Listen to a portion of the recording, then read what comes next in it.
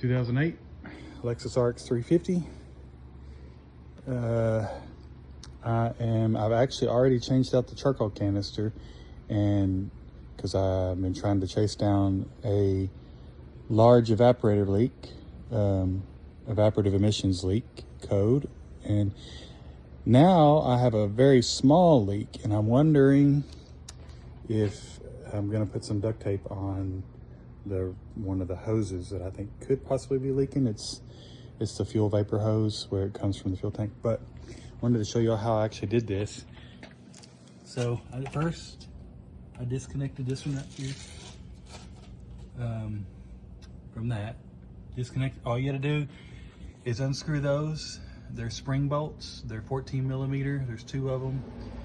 And I didn't replace that gasket on that one because it looks like a type of gasket that seals pretty good even when it's used, and I didn't have any issues driving it, no weird noises or nothing. And then I disconnected it here, 2 spring bolts. One of them broke the first time, and so I had to buy an aftermarket one right there. Only like $6 for 2 of them. They're cheap if they break, so don't worry about that. And I would recommend don't actually, so I disconnected this one from this hanger right here.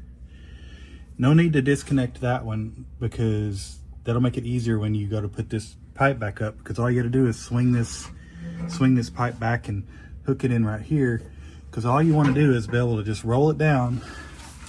And then I'm on the passenger side of the vehicle,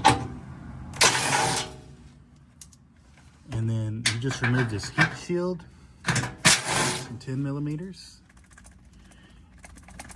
and the charcoal canister is going to be right here. There it is.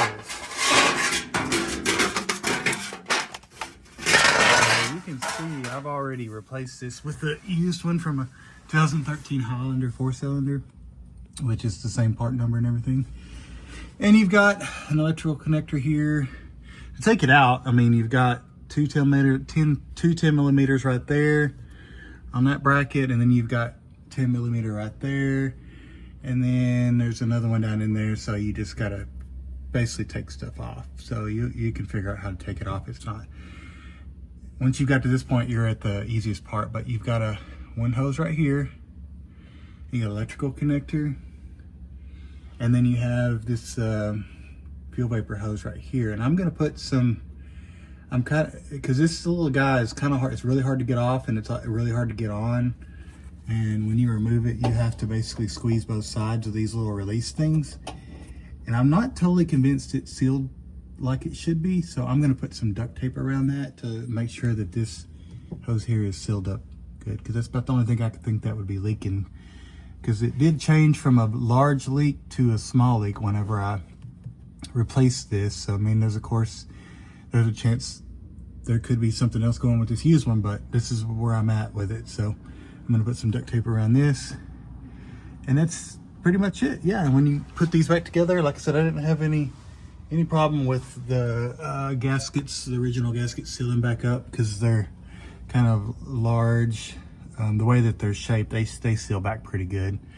They're not really thin, flimsy exhaust gaskets. That's it.